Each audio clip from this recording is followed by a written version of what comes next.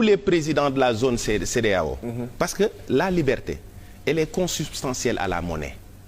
Tant que nous utilisons ces monnaies-là, nous sommes à la solde de la France. Quel que soit le président, gis nga am na affaire yoo xam Macky Sall da koy def nii billaahi du moom.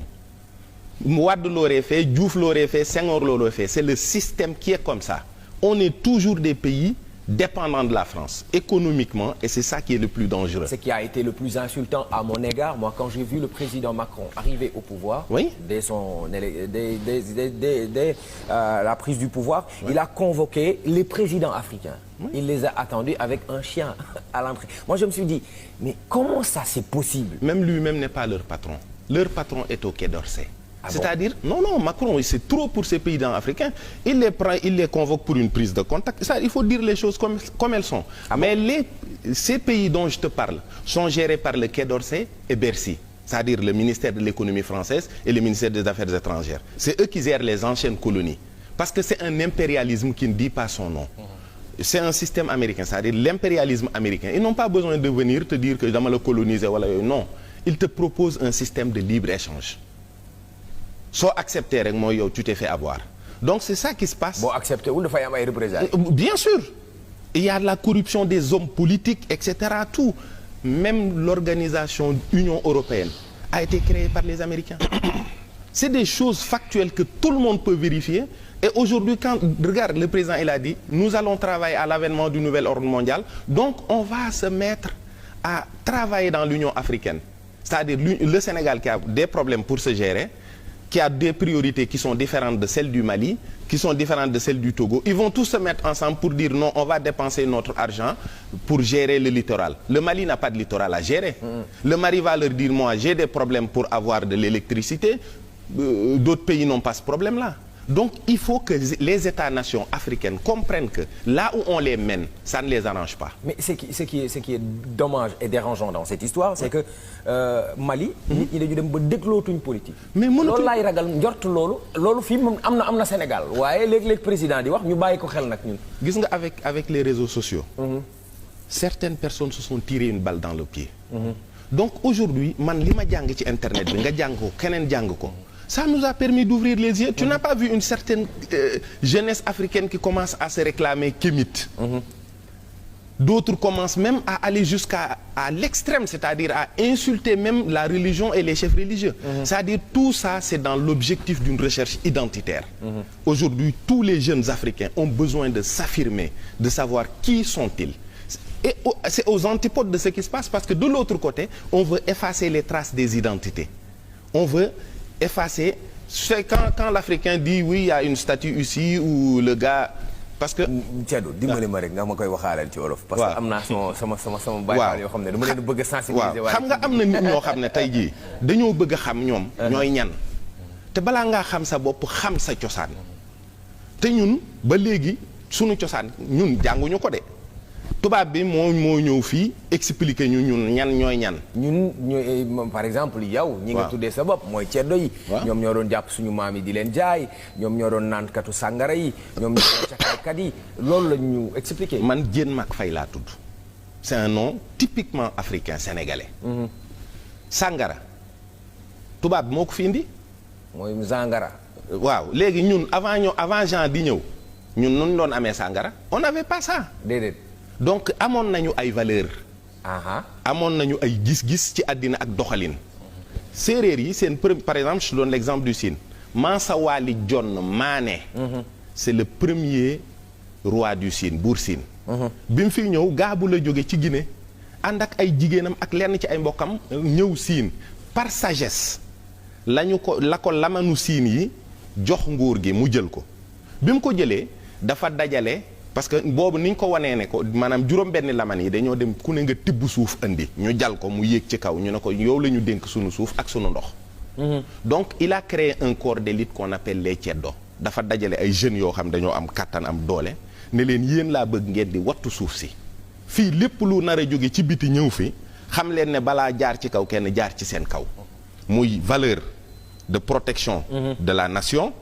Comme tey jii l'armée sénégalaise aurait pu s'appeler une armée de ceddo. parce que valeur yooyu yëpp dafay incarné wu ci nit ki. mais on nous a mal vendu ceddo. mais on nous a mal vendu ça. li ñuy wax ci ceddo moom mooy man on m'attaque des fois nit ne ma waaye mënoo nekk ceddo nekk murid, c'est-à-dire si je suis ceddo c'est ça que j'ai dans le sang mais c'est des valeurs man naanuma tuxuma jaayuma yamba, je fais aucun trafic mais je sais que je suis ceddo et j'ai des traditions aujourd'hui et puis les autres qui viennent aussi des oustas ñëw nañu waaw yéen seen tuur yi ngeen gëm ak seen maam yi da ngeen di bokkaale yàlla je n'ai pas vu dans la culture sénégalaise un seul peuple ou une seule ethnie qui a créé un dieu avant l'avènement de l'islam. Il faut qu'on vérifie ces choses-là. Sénégal amul woon benn yàlla bu ñu doon jaamu budul allahu subhanahu wa taala xam nga lu ñu daan am lu ñu daan dimbalikoo ay cosaan yoo xam ne ay tegtal la ci reen ak sunguf ak yoo xam ne da lay dikkee ci gént ak yoo xam ne da nga koy gis xamuñu woon lan la biñ demee ba l'islam ñëw loolu la tuddee jinne mooy pangool yi nga xam ne moom la ñuy dimbalikoo mais jàppewuñu woon benn yàlla bi l'islam ñëwee nag indi fi yàlla ci la ñu gëm ne subhaanahu wa taala mii mooy roog seen mi ñuy wax ñun séeréer yi ak wolof yi naa yàlla keneen ak keneen am nu mu ko tuddee mais on n'est pas un peuple de polythéistes en fait on n'a pas ça dans les gènes. amuñu woon ay yàlla yu ñu yet tegal ko suñu. gisuma ko Kajoor gisuma ko Bawol gisuma ko Siin gisuma ko Saloum on n'a pas à s'insulter ñun amul yàlla yi ci biir Kaaba ga lañ nekkoon y en avait plus de 300 Kaaba gi la yonent bi ubbi daaneel yàlla yi fii bi l'islam ñëwee. te Ibrahima ko jiite. Ibrahima sax xam nga moom dafa tabax Kaaba gi.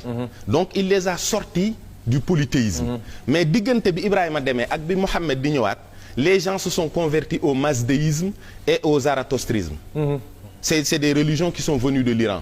donc fi mu ne nii boo xoolee Iran ak Arabie Saoudite ndax mënuñoo juboo mooy y a cette petite haine là mais des fois on les dit on les considère comme des mages.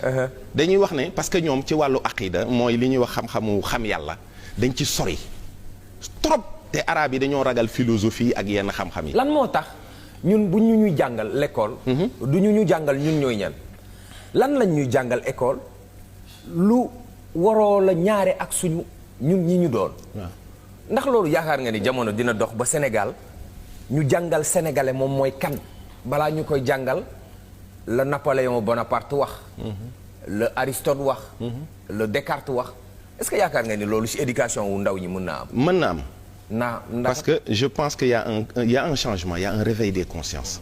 gis nga même France. dal na leen fi mu ne nii. parce que am na ñoo xam dañ toog ba yàgg ñu ne mais la France n'a pas commencé à exister en 1789 aujourd'hui quand on parle de l'histoire de la France gars yi dañ naan la 1789 la Révolution française non la France est née en 496 avec le baptême de Clovis donc de 496 à 1789 il y a eu plus de 1300 ans où la France était aristocratique mais ceux qui ont fait tomber l'aristocratie dañ ne vive la République à bas la calotte mooy république na jóg kaw na diine màbb tey jii boo xoolee Macron bu defee discours ba pare day wax vive la république vive la France. donc la république et la France c'est pas la même chose. la république c'est celle qui dirige la France derrière les loges c'est sur les tables des loges que la république dirige la France donc quand les projets l'importance ou la quintessence de la laïcité. la laïcité. parce que lépp lu amoon à connotation ak église bi. dañ ko extirper ci république. bien sûr on a sorti le clergé de la bonne marche de l'aristocratie et de l'éducation et de tous les symboles religieux qui ont été ôtés dans les lieux publics tous autant qu'ils sont étape par étape et il y a eu aussi des enquêtes dans l'armée les gens qui étaient les plus religieux dans l'armée on les a rétrogradés on a pris les gens qui étaient vraiment athées. affaire bi nekk une religion c'est-à-dire quand une chose est laïque c'est qu'elle est départie de tout caractère religieux mooy diine c'est-à-dire il y a eu un débat philosophique mooy l'existence de Dieu yàlla am na wala amul ñu dem ba ci biir ñu ne yàlla am na amul c'est un débat bu amul issue ndax yàlla waajib la farata la kenn mënul wax ci xam-xam ba dàq nekkuk yàlla philosophie dofuñu quoi ñu bàyyi ko fi ne léegi comme mi ngi fi ok il est têtu on peut pas le sortir de tout ça on va faire en sorte que les gens vivent sans Allah sans Dieu ils ont organisé des états laïques c'est-à-dire dans la bonne marche du ñu sóoraale yàlla l'homme s'est émancipé de Dieu maanaam génne yàlla ci doxalinam jigéen émancipé wu ci góor mooy jigéen ñi dañoo xëy rek ne góor ñi léegi xam nga lan la vous nous avez parce que en France jigéen dañ ko jàppee woon comme mineur du voter du def dara moo xale yi ñoo yemoon. jigéen ñi xëy ne lii day deñ donc depuis Olympe de Gouges ba Simone de Beauvoir ça a été leur combat. Jusqu'à maintenant je reçois le message de Chérif Mamine Aïdara mu ngi naan ma. Pape nuyul ma Ceddo Mourid Sadikh mu ngi def émission bu am solo macha allah. nee na Ceddo du nit. Chérif Mamine ñu ngi lay nuyu bu baax gis nga alaaj taal ngol-ngol daa xëcc 16e ñëw toog yéen ñaara bokk même combat Ceddo. ma dellu si waat ci réorientation wu sama question bi. on est un peu parti. mais ma dellu si waat la. waaw naka la ñuy def ba tëgg doomu Sénégal ba boo ko ne jàkk ci njàngam mu xam moom mooy kan. ndax loolu mën naa ne est-ce que am nañu histoire vraiment bu ñu mën a inculper ndawu Sénégal yi ba ñu xam ñoom. Cheikh Anta nee na Égypte lañ jóge pourquoi taxawuñu ba léegi lijjanti ndax am loolu lu wér la Cheikh Anta c'est un scientifique lu mu def c'est factuel. xam naa ni boo demee internet boo laajee origine séeréer mu ne la Égypte. boo laajee origine olof mu ne la parce que y a des mots égyptiens yoo xam boo ko retourné ça te donne des mots séeréer ay Makpela si tu retournes ça te donne Ambela Mak une grande vallée. Et en réalité c'est ça c'est des grandes vallées. xam nga li ma la wax. parce que ce peuple là dañoo jóge ci kaw wàcc. l'Égypte lépp fa la xewee. fa la Moussa jóge ànd ak Israël. ànd ak le peuple juif dem en Palestine fa la ñoom Aristote ak ñoom Platon yëpp jàngee dem yóbbu une civilisation hellénique ñun nit ñu ñuul ñi ñu wàcc ce qui se réclame kimit mais bon d'une certaine manière c'est des mots pour dire nous sommes noirs ñu wàcc ñun bi ñu wàccee bi gars yi commencé di tasaare l'islam ils ne se sont pas intéressés à l'Afrique noire parce qu'on n'a pas de sous. Arabes yi aussi quelque part ils sont venus en Égypte hop ils sont montés en Andalousie. parce que foofu y a la belle vie. ñu dem fa ba far amatuñ fa sax ndam dañ faa yàqoo.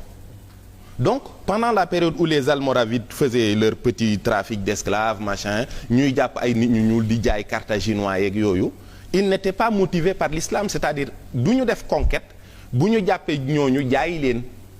Ils n'étaient pas motivés par l'islam. Ceux qui étaient motivés par l'islam, bi ñu ñëwee ba wàcc au niveau du Tekrour, ils ont islamisé ce pays tranquillement.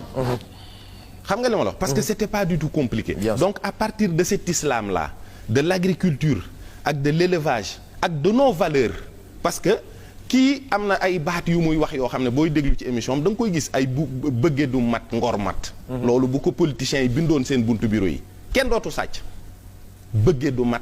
ngor man moom Alaaji Taal Ngor waaw wax na dëgg te nee na Maawo Ngoone ko wax ak ñeneen ñoo xam ne tey ay xaakim lañu ci biir réew mi kon sénégalais pour mu xam boppam il faut mu xam fi mu jóge xamee ko ni mu ko war a xamee pas tubaab bi wax ko wala arabe bi wax ko pas ñu am complexe ci tubaab bi pas ñu complexe ci arabe bi fii boo fi ñëwee sax làkk ay arabe ak yooyu dañu naan ak a jeex takk ci diine fekk mën na am sax tanewuma donc il faut qu'on enseigne ça en wolof et que les gens comprennent que xam sa bopp xam sa làkk farata la ba pare xamee sa noon nu mu ko neexeewul ndax ñoom ñi nga xam ne dafa am yu ñuy nëbb ñun ñoo leen tane est-ce que Sénégal bu fi xale masaana juddu nekk jigéen dañ koy gas suul déedéet arabe yi loolu lañ doon def est-ce que tubaab yi ñoom quand ils considéraient les femmes comme des mineurs ils nous enseignent ça aujourd'hui à l'école non c'est pour ça qu'il y a eu un combat énorme des féministes mais c'est pas par rapport aux réalités africaines on a des valeurs mon cher ami fii am nañu ak baax lool fii bu fi ponkal juddoo dem ba toj àddina bi sax turu ndeyam ak turam ñooy ànd Lat Joor Ngoone Latyr Diop tu connais son père déedéet waaw kay ma ngoog saa xewar soxna Mbay ndeyam Lat Joor a ko ëpp buzz ndey Ngoone Latyr a ko ëpp buzz Maam Mor Anta Sali da ngay wax nga wax Cheikh Ibrahima Fall. Seynabou Ndiaye yaay Seynabou Ndiaye. boo laajtee baayam ñu bëri. màggalu Porokhane. waaw soxna Diarra Seydi Hadji Malick nga wax. maa Fawade Wele voilà et cetera. ainsi de suite. donc on a toujours honoré nos grands hommes. en liant leur nom et leur nom de mère. ce qui veut dire que ñun am nañ histoire bu ñu jàpp. ñun fi ñu teg jigéen duñ fa teg sax sunu bopp. parce que jigéen moo mën a véhiculer baaxu société. te ca waalo am na fa loo xam ne jigéen def na ko fa ba mu ba le fils caché de Faidherbe Diké ci la loolu yàqu te loolu